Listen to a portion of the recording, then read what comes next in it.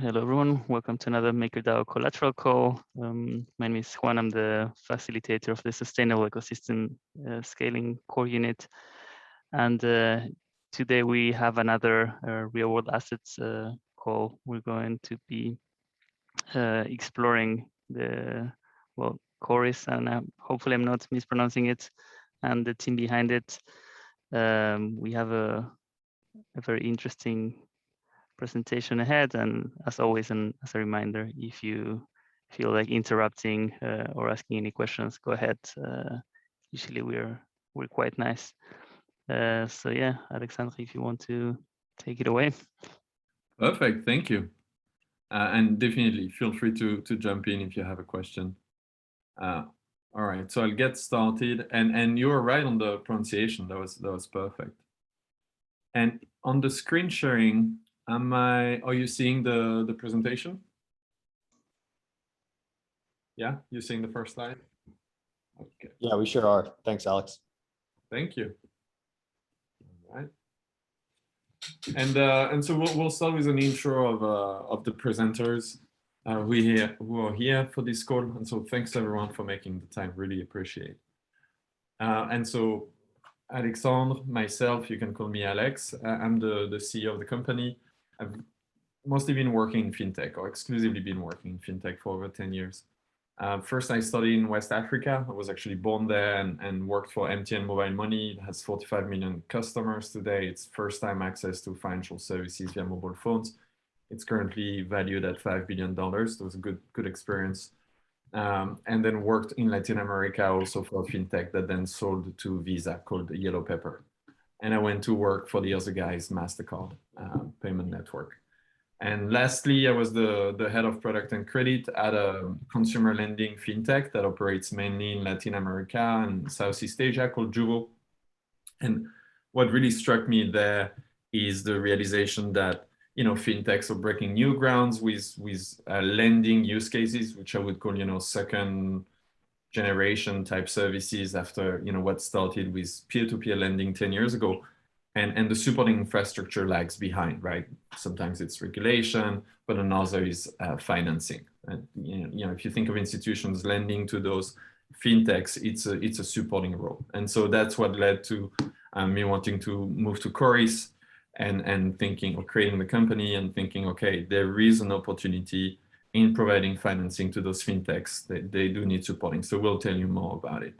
And Azer? Yes, hi everyone. My name is Azer Songnaba, also a co-founder of Cauris. So I serve as the Chief Investment Officer. And basically I lead the investment functions from structuring, pricing, and risk management.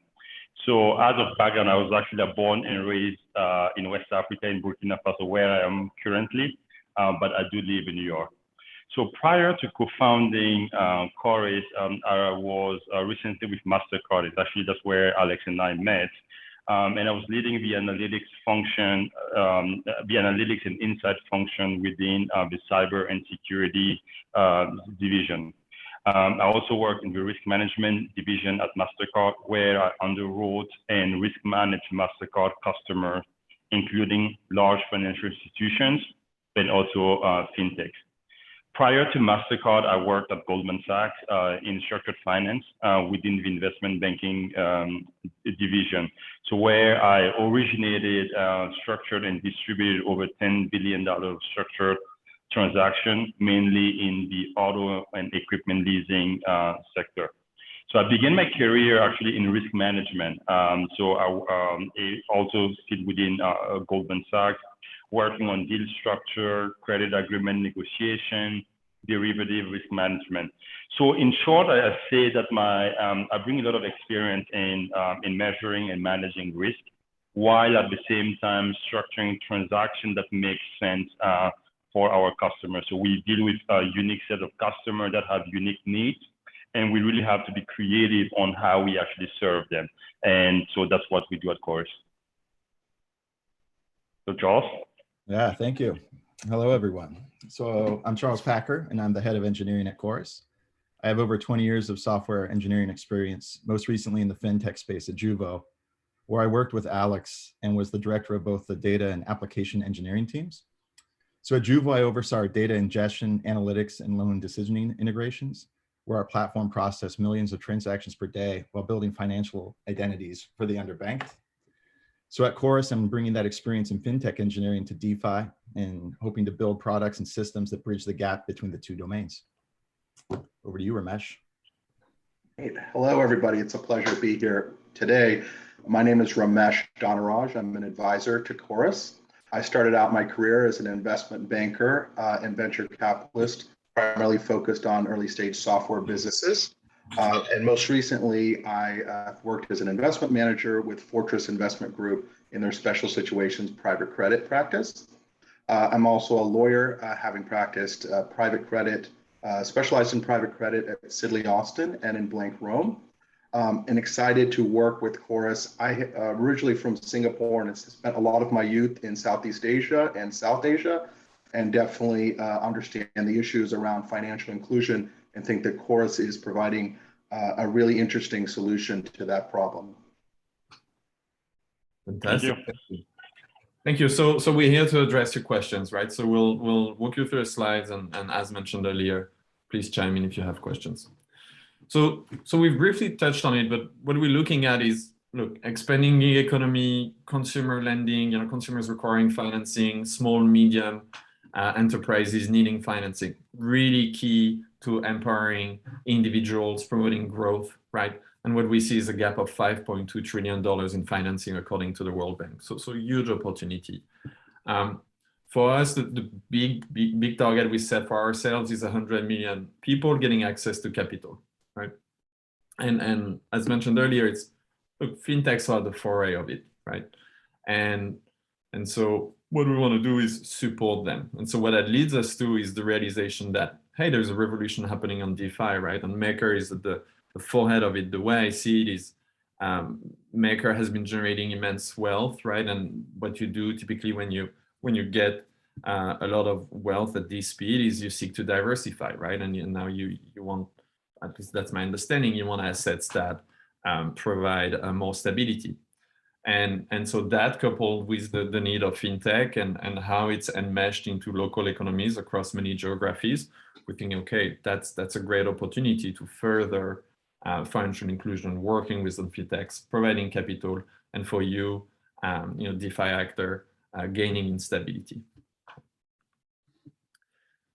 So a little bit of a, take a step back, look at, who are our target end users, right? Understanding what it is here that we're discussing. And so we split it in three categories, for those who are not super familiar with the fintech space, because these present three different user types. So on the left, you have Adia Shapur, who represents consumer lending, right? So individuals who lack an income history and would have access to unsecured loans or buy now, pay later, right? So it's one category of fintech activity.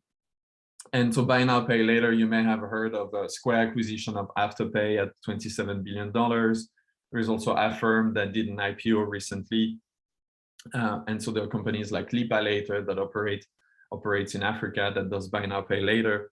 PayJoy, very big in Mexico, that issues you a loan with your phone as a collateral, and that can log through software and then will provide you access to consumer loans. So a lot of innovation happening there. And so I picked three companies, each of them operating in a different continent. And I did that for each category here, right? So Lipa Later in Africa, PayJoy in Mexico, and Pocket in India. Then we move to the gig economy, right? With Albert Dupont, who's in France, and look, he wants to do deliveries of food, right? And it's his first gig, or at least he lacks the capital to get a motorcycle. So there's a different type of loan products, equipment financing, cash advances. And so there we see COVID that operates in Brazil, Gozem in Africa, Oya in France. So they're gonna different universe of fintechs supporting it and also booming with the gig economy, right? And lastly, we'll take the example of Abina Hossein, who has a shop in Ghana and sells fast-moving consumer goods, right?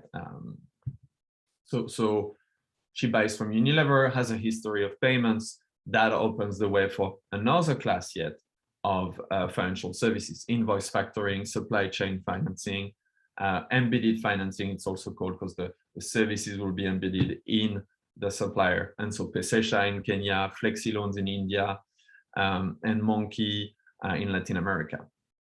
So different value chain, different understanding, similarities across all in terms of customers, the use of data, the understanding of the local context. So that's what we specialize in. But we don't deal directly with the end users, right? That's a heavy lift. If you take the training of models to make good decisioning, I'm talking about machine learning models, you have to have a very deep understanding of the user flow, the context, etc., to do a good job on your decisioning. So at the individual level, at the user level, that's not what we do. What we do is we work with the fintechs. We loan against the loan book, right? So how do we filter for them, right? So that's the high level view that I'm giving on this slide. And then Azer will go into the details of if a fintech passes this first check, how we go about assessing them. So first of all, they need to be operating in the global south or Europe. And they need to have a well-performing loan book, right? And they need to be working with our target customers that we saw on the last slide. So again, consumers, gig workers, and small and medium businesses. And we like loans that are under a year, right? And they're oftentimes even shorter, because what that does is it gives the company a lot of control over the loan book and a deep understanding, a lot of ability to adapt to a changing context. So when we see COVID, for instance, companies that have gone through COVID, it's a very good indication of their ability to actually manage risk and adjust to a changing environment. So post-COVID, actually, right now, I find it to be a really opportune time, because COVID has hit the sector, pretty harsh. And in a number of geographies, it's reasonable to think that it's going to remain stable or get better. And so there is an opportunity to actually see now who are the fintechs that are able to scale, etc. And we start with $500,000 to $10 million in financing, set up that financing facility for those fintechs, and then we can scale over time. But that's the starting step for the financing. And one last thing I'll mention about those fintechs is that there is financing typically available starting at 5 million. That's generally the starting number. And what the fintechs suffer from is the inflexibility of the lending terms that they get. It's something that I saw being on the other side, on the fintech side, is you'll be offered a $15 million facility with a first tranche of 5 million, and then you have to take $1 million every month. Well, 5 million in small loans like we're discussing is just a lot of money. And so whatever rate you're being given ends up hitting you really hard because of your low utilization rate. And so what we offer here is flexibility in the terms. And so I'll pass it to Azer to explain how we approach it. Okay, thank you so much, Alex, for the excellent segue into our investment management process. So basically, our process basically cuts across both worlds, if you allow me that term, right? We work off chain to basically kind of structure the agreement with the individual fintech that we are lending to, and that basically results into a secure credit agreement and a debenture certificate. I'll tell you more about that. And then we also work on chain that basically embeds the structural protection, leveraging the smart contract technology that that's there available. And that's basically our work with Centrifuge, using the protocol on Team Lake to basically kind of structure the securitization structure for the transaction. And one thing that we're really proud ourselves for is that we bring those two worlds together through a proprietary system called Deepdive, which actually brings real-time portfolio monitoring capability on chain, so that any investor that actually invest in our pool can actually understand exactly how the pool is performing overall, and can actually dig deeper into an individual asset within that pool. So Charles will actually give you a good demo of what that tool really is. So Alex, if you can move on to the next page. So on our underwriting framework, We are a strong believer that a great structured product begins with a strong underlying asset, right? So if you securitize bad assets, you will get a bad secured product. And to that end, our underlying underwriting includes both qualitative and quantitative assessment of the fintech in question. So we assess first the fintech leadership team and the strategy to make sure that they are able and capable of executing on whatever strategy that they have and that strategy is sound. We also assess their operational robustness, making sure that that we understand exactly the loan decisioning processes, how they disperse cash, what is the collection policy, to make sure that everything that the strategy and the operation side basically kind of checks out. And here we have Alex and Charles that have a very deep domain expertise, having worked for many years at one of those fintechs. So basically they know how to differentiate between the good and the bad types of fintech. So basically that screening is very important for us to know which fintech to lend to.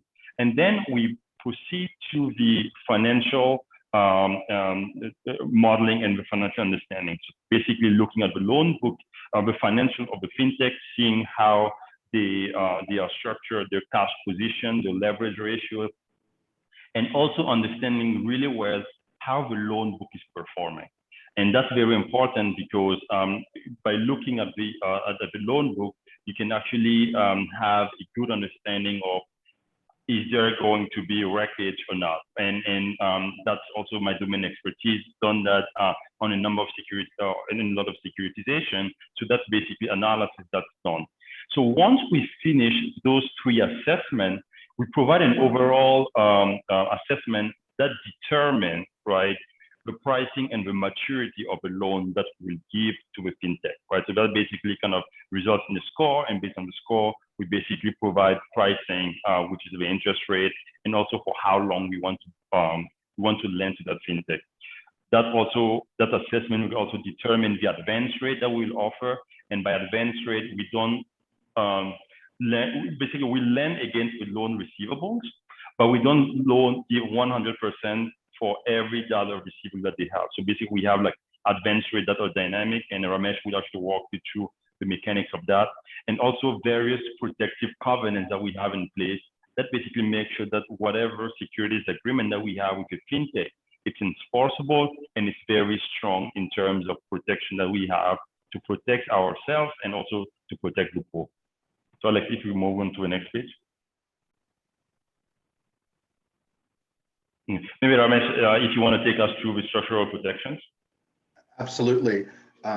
As Azar mentioned, I would add that as part of our underwriting due diligence, we take a very close look at the structural and legal entity aspects of any particular loan. These are all senior secured term loans. So we look at any kind of intercompany obligations. We look at formation issues with respect to each entity and the particular nuances of lien structure in every jurisdiction in which there is a borrower to which we lend. The due diligence on the loan book that Azar mentioned also informs our protective measures. So in essence, our covenants that we draft in, and those covenants are very sensitive to each particular business model and each particular loan book. For instance, we have a dynamic borrowing base. So as a company improves or loan book deteriorates, our covenants are actually reactive to the particular situation of any given borrower. In addition, the structural protections you have on this slide portray the fact that at the end of the day, we're really an asset-based lender. So the number here, 150% collateral on the drop, which means first that when we consider a receivable eligible in our borrowing base, we have to make sure that that receivable adheres to the underwriting policy of the borrower. And we take a close look at that underwriting policy and even to allow a receivable to be in our loan book as an eligible receivable. Once we determine that a receivable is eligible, we then take a pretty conservative haircut to that. So 20 to 30% haircut to an eligible pool of receivables. And then from there, that collateral pool is in essence tranched between the senior tranche, what we call the drop tranche, and the junior tranche, which is the tin tranche. So on the drop tranche where you may be participating, we're collateralized at the end of the day 150% on the underlying collateral. And Alex, if you'd actually just go back to the prior slide, in addition to the actual collateralization protection, we take a first priority lien on all assets of the company. So that's receivables as well as any IP they may have. As I mentioned before, there's a dynamic advance rate. So if we get real-time data on the performance of the pool, if that pool were to deteriorate, our advance rate is going to adjust. And if it may require that the company will have to put up additional collateral or pay back proceeds in cash in order to meet the borrowing base that we've set. We have control. We look at the account management system of the companies, and in essence, where bank accounts are, and we ensure as part of our lien protection that we have either springing or immediate control of any of those bank accounts should a borrower become in default. Diversified pool here, if you think about any one of our borrowers, each one has hundreds, if not thousands, of underlying receivables. When you pool those thousands of receivables with a number of separate borrowers that we will lend to, you're talking about a pool of tens of thousands of underlying receivables, so quite diversified. And finally, with respect to skin in the game, our intention is to provide close to 20% of the junior tranche. So we're certainly aligned with, both tranches are certainly aligned in success of the underwriting. With that, I'll put it back, I believe, to Aja. Yep. Thank you so much, Ramesh. So basically, on this slide, what we are depicting is basically a depiction of what we think is a very, very solid pool. And as Ramesh mentioned, we are lending against receivables and to which we actually do an advance rate. And then there is the subordination of a team in regards to the job that also provides additional protection. So with Maker being an investor in the job, we based on our methodology, we believe that there needs to be about up to 45% of default on the underlying receivable for the job to basically get any loss.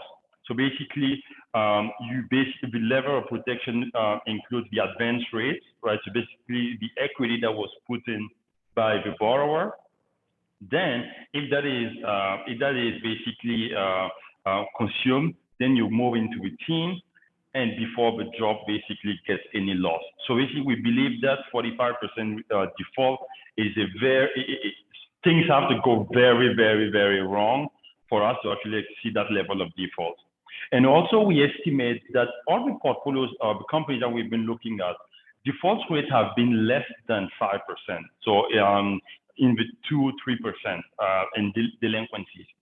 So assuming, right, even making the very conservative assumption that we have a pool that has a 5% default rate, we have to basically have 9 times the expected default rate before we actually get a loss into the drop, right? So that's very significant protection that is there.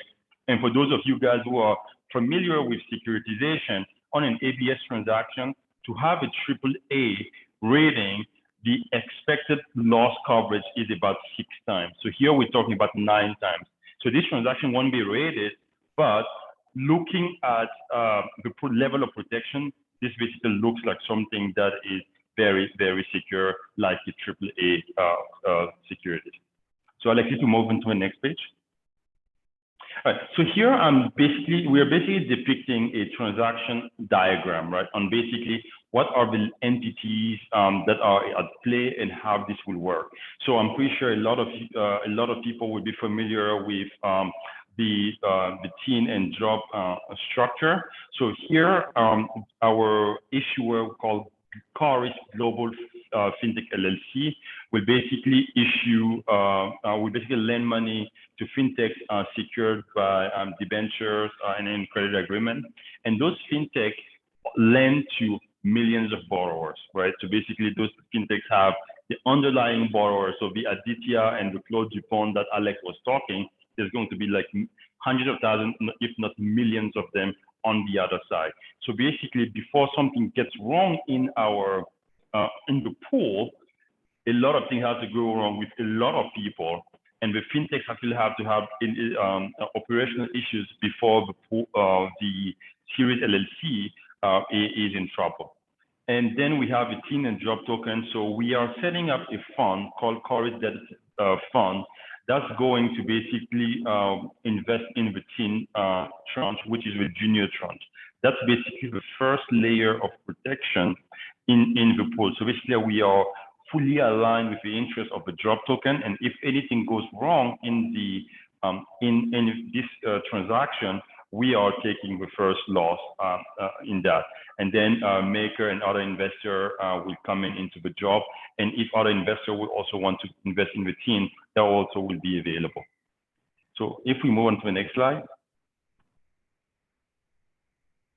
All right. So here I'm basically describing the term sheet for the quotes. I won't touch on all the points, but high level, we are expecting a 100 million size of our pool cut across 10 to 20 investments.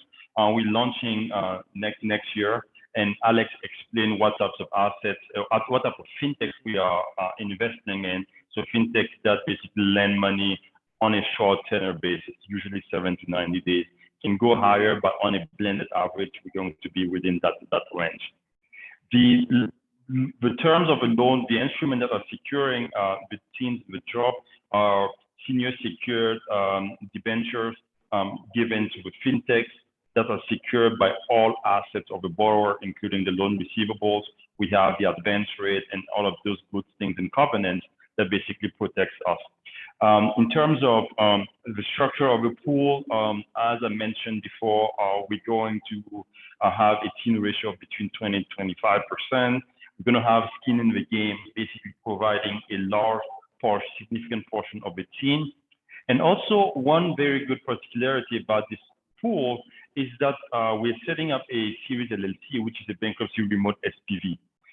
We will be appointing an independent director into that SPV to kind of look after the operation of the SPV. So if anything were to happen, then that the independent director can be the whistleblower and also can actually take over things. So that's basically something that we are putting in place.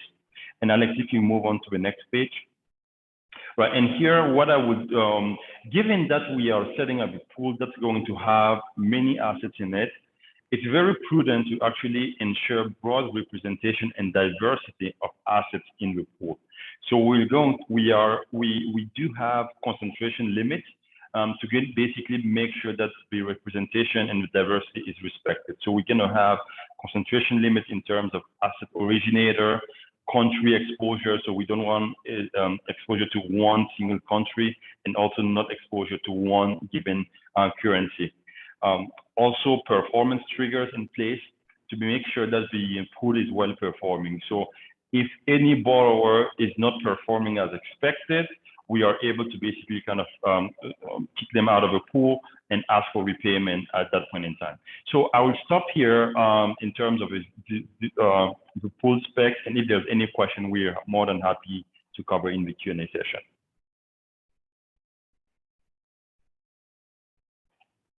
So Charles, to you. Yeah, thank you. Alex, you mind if I share my screen?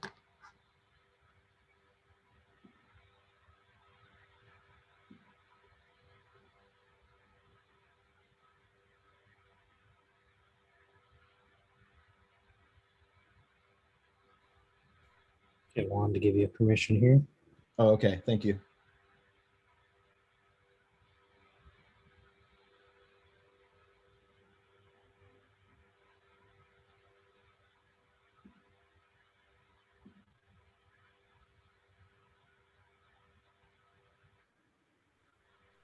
Hopefully, sorry, technical difficulties. No problem.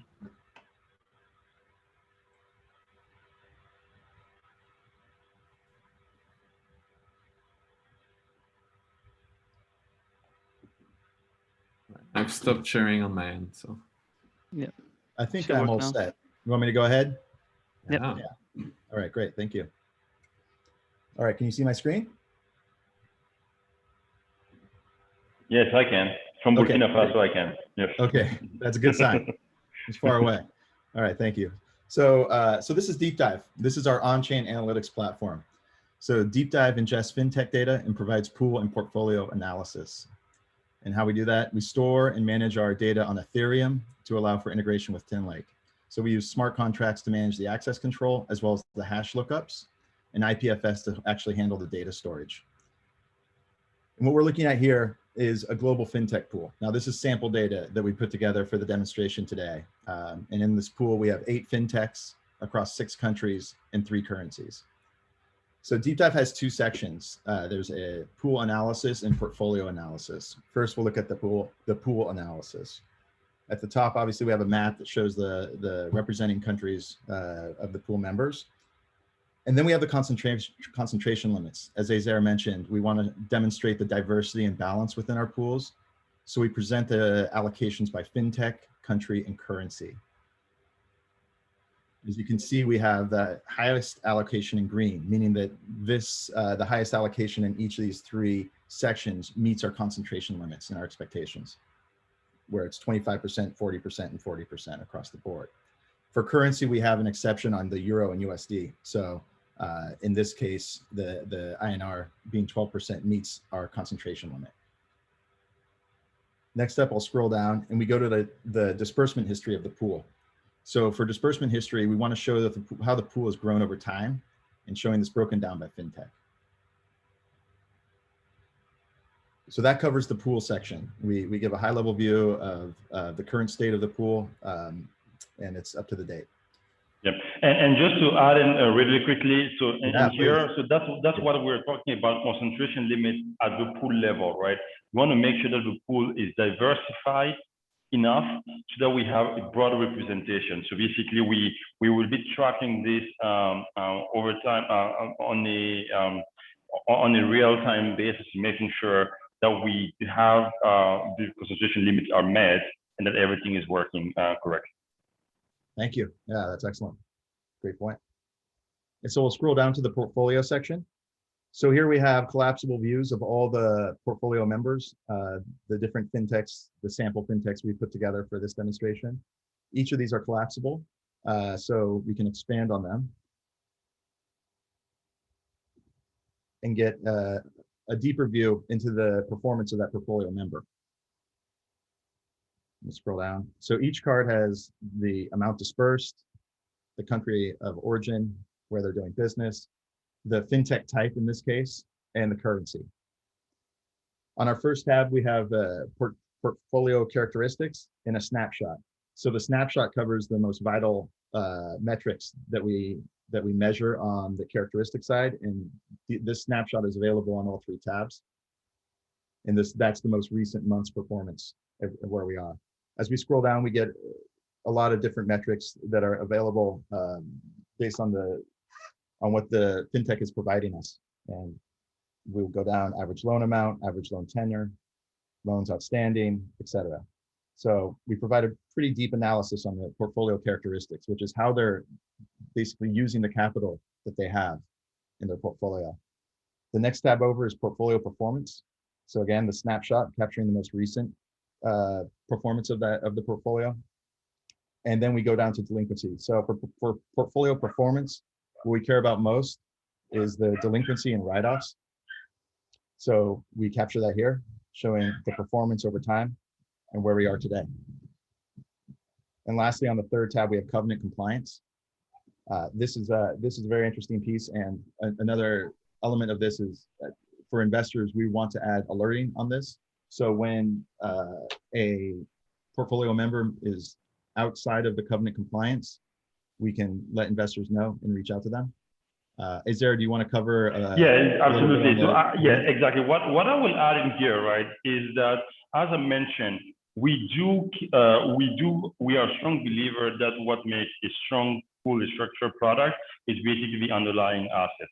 And for how we ensure of that is that we have like strong covenants in place at an individual borrower. So in this example, for example, in pretty much all of our deals, we have covenants in terms of cash interest coverage, understanding how much cash they have on hand to basically be able to cover interest payments. We want to make sure that they are in compliance with the advance rate and the borrowing base requirements. We have like a tangible net worth covenant, and a lot of covenants depending on what type of customer that we basically have in place. And as Charles mentioned, we can look at how are they complying against the covenant. If we're seeing one customer getting close to the covenant, right, we get alerts just telling us, okay, these guys are 25% close to breaching the cash interest coverage. Then we can have a proactive discussion with them on how we take corrective measure. So basically, this is going to be very dynamic to allow us to make sure that there is no default in the pool. Excellent. Thank you. Lastly, I'll mention that this is currently in use for the branch and blink pool that are open on Centrifuge that I think represent over 10 million DAI of accumulated assets. And so because we manage them for 1754/Davois Capital, and the software package here will look into whether and how to make it open source. We'd be happy for it to be used by other issuers. We think. Yeah, thank you.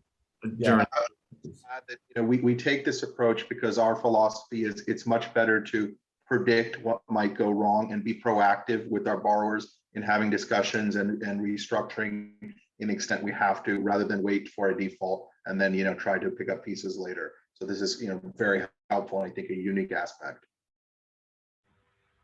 Excellent. Thank you, Ramesh. Yeah, so that covers Deepdive. The remaining views are collapsible and have the same data format with different data, obviously. And that is our Deepdive product. Thank you. Yeah. So this is the end of the presentation. So if anyone has questions, we'd be happy to answer. Very nice. Thank you, guys. Does anyone have any questions? Yeah. So obviously you're doing a lot of lending in different parts of the world, a lot of different legal and regulatory structures there. What's your exposure? How would you deal with it if like one of the fintechs were to go under or face legal scrutiny, or some events where they had to put their loan book to the courts? Absolutely, I can take that question. As we alluded to before, we built out a robust analytics program so that we can try to manage a lot of that before we run into any type of adverse event. But should that occur, what we do in our underwriting itself is we use local counsel to understand kind of the debtor-creditor laws of each particular jurisdiction. And when we implement our lien structure, we do that with sensitivity to what you're able to do as a creditor in each one of those particular jurisdictions. And then we try to trap cash. So cash dominion, once we know that something's going wrong, we will stop the process, we'll control the cash, and then we're building out our network of servicers in the various jurisdictions who can help us to monetize those loan books such that we have sufficient cash cushion and each tranche is well protected. Thank you. Can you guys cover maybe a bit more on the FX risk and how you mitigate that? Yes. So most of our lending is actually done in USD. So basically, so far, So those the USD and the DAI, there's a peg there. So the risk, the need for hedging is not very material. So but we do allow we have the ability to lend in other currencies. So there are currencies that we do not like to touch. So for example, that we are naturally not doing, at least as of yet, because there's either no liquid market or no hedging available. But for currencies that where hedging is available, we're using like brokerage firms to basically be able to kind of like hedge that risk if in the event we decide to not take the naked exposure. And also the fact that we have a large team will also kind of cover up for any potential currency devaluation in the event that we decide that we want that exposure and do not want to hedge the risk. And also one thing that I will add is that we bring a lot of experience with different parts of the world, right? So for example, in the West African, Francophone West Africa, where we are also kind of looking at some customers there, the currency there is actually like the CFA franc.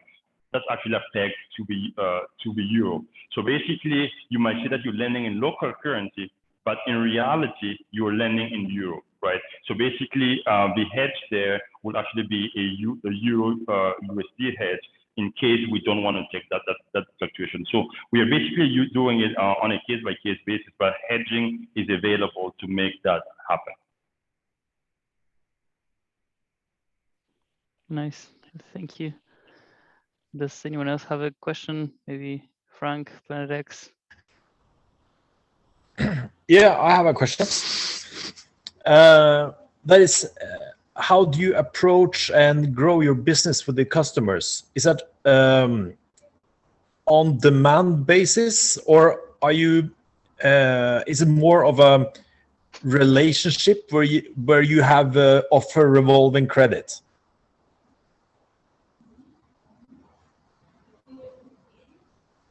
Sorry, I'll take the first piece, or maybe Alex, go ahead.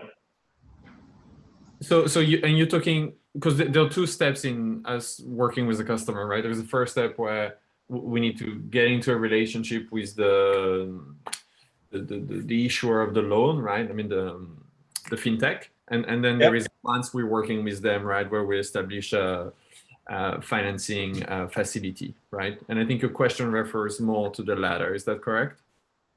Well, yeah. Thing is, you had quite an elaborate procedure for establishing a relationship with the fintech customer. So if they are in need of credit, it appears that you're in a hurry because you need to finish all these steps really quickly. Azza, do you want to take it? Yeah. So basically, the way we are working, basically the facility that we offer are kind of like revolving. It's kind of it's a warehouse. So when we deal with fintech, we actually offer them a loan that's up to 10 million, right? So basically, I'm just an example. We do an underwriting for up to $10 million worth of disbursement, right? Now, the fintech, based on their needs, come in and borrow in tranches. So basically, we do the underwriting, right? So we do the due diligence, the underwriting, we track the portfolio, and as they need funding, they basically come in and draw funds and basically ramp up their portfolio for that at that time. Now, if they come in for 1 million and they want to come back and then get another million, for example, we have a borrowing base and an advance rate, right? We need to make sure that they have enough receivables to basically comply with the advance rate, and that's how we do the disbursement. So that's basically how we do it. Now, if we underwrite them for 10 million, and at the end of the 10 million, they say, okay, wow, our portfolio, we're expected to grow to 10 million within 2 years. We want it at 20 million. Based on how things have been going, we can re-up and basically resign or extend the credit agreement to be able to basically get to a larger facility size. Because I don't know if that answers your question. Because I think that in the question, there is a valid point that is the initial setup takes time, right? Like as I was saying, right? Setting up that financing facility takes time. And so you're correct in that sense, right? It's like, we'll say 8 to 12 weeks is what it looks like it is now. And we're seeking to reduce it with by standardizing the legal agreements and so forth. But if it's a new country and also the first time we look at the books to understand it, there is an incompressible time there that we'll leave it at that. It's on subsequent tranches that then it goes fast within the limit, provided that no covenant is breached, right? Exactly. So this is a typical revolving line of credit, right? That banks offer. So we offer you a line of credit, and basically you come in and draw, provided you meet covenant requirements, or it's basically like a disbursement as that happens.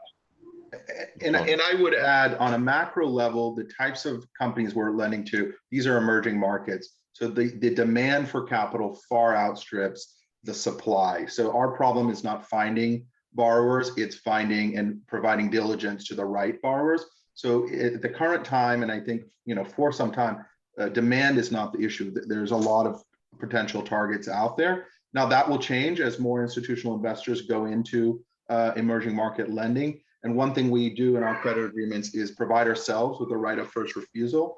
So our hope is to continue to grow as we vet good borrowers, and those borrowers grow. We're contractually entrenched into their capital structure.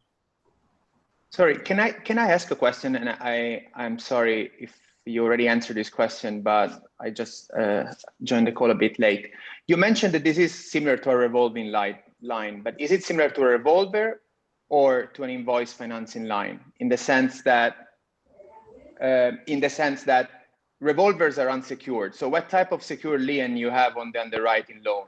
This is my first question. And the second question is, do you have any buyback agreements with the originator in the sense that they are forced contractually to buy back underperforming loans after 60, 90 days of delinquency at a discount or at par? Okay, maybe I can take, maybe Ramesh want to go? Sure, I can take that. Our facilities are structured similar to a revolver in the sense that there is a borrowing-based mechanism and an advance rate mechanism. So you have to meet that to get the cash. It's different in the sense that we're not managing kind of paybacks and resetting every month. So once the capital is deployed, we look at the borrowing base. If for some reason there's deterioration in the loan book, then they'll have to repay or they'll be in default. So that's the similarity to the borrower, but it's not kind of a constant repayment and reborrowing. That aspect is different than your traditional borrowing base. To your second question, with respect to defaulted receivables and whether they need to buy them back, the way we structure it is that if a certain portion of receivables become defaulted, they will be excluded from the borrowing base, and additional collateral will need to be pledged either in cash, equity, or another asset in order to, again, comply with the borrowing base. Thanks, but just like the last one, to make sure I understood correctly, but the revolving line, is it secured on the overall assets of the company, or is it secured also as an extra lien on the lending collateral that is there, is pledged just to, or the lending collateral is pledged just to size the line? No, the assets are on every single receivable plus IP. It's really an all assets lien, but the real value here for these types of assets are the receivables and potentially IP to the extent they're using some type of software to underwrite their loans. Okay, thanks. Nice, thank you, Luca. So I'm reading a question from Frank in the chat, as he has no mic. What type of analysis do you perform to anticipate losses, and how do you monitor the compliance of covenants? Sure, I can take that. So we monitor the performance of a loan using the Cauris Deepdive tool that we just demoed. So basically, we track the delinquencies at depending on the fintech, but in general at 30, 60, 90, and anything that they wrote off, right? 30, 60, 90 delinquency, and also tracking the write-offs, right? So basically, we can see how the the portfolio is trending. And now, if there is any trend that's basically unusual. So, for example, in this part of the world here, where I am right now, we typically see increase in defaults right after Christmas season. So January, February, usually a very bad time for a lot of fintechs. Why? A lot of people overspend during the holidays, right? So if you already start seeing, before, let's say that you have a covenant that says that your 60-day delinquency should not exceed 10%. If in October, November, I've seen it at 6, 7, 8, I know that in January, it's going to be 11. So they will be in breach of the covenant. So automatically, we can already start talking to the borrower to make sure that we can actually either have additional equity or have them put additional receivable to make sure that there's no default. So that's basically how we do it. And that's done through alerts, through analytics that we have embedded within the Deepdive that basically like runs, that gives us alerts on things that are about to go south so that we can actually make sure that we can take action to protect against losses. And I would add to what others are saying is we also do a cohort analysis. So when we look at receivables that were coming defaulted, we look to see why that is. So if a large pool of receivables been defaulted, is it receivables that were current for a long time and then all of a sudden went defaulted? Or do you have a large pool that is defaulted because they were just originated and they never paid? So people who just took the loan and had no intention of paying, that gives us an indication of the quality and of the underwriting process of our underlying borrower. So that kind of cohort analysis is important as well. Yep. Great.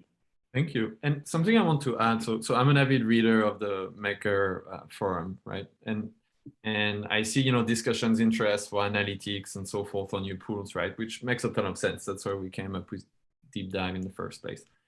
And we'd be very happy to share that, the software with you or help grow it so that you can use that across other pools, because we think you'll need it. And so, it's software. It's a lot of what we get for other parts of what we do is open source. So we'd be happy to make it open source. So also know that besides the application, there is this offer where if there is a way we can collaborate at a software level for reporting that goes beyond our own pool, we'd be very happy to help.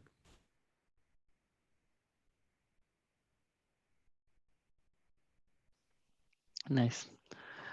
Are there any other questions from anyone? Or yeah, we're almost at the top of the hour. So I don't know if there's anything else that you or the team would like to say before closing the call.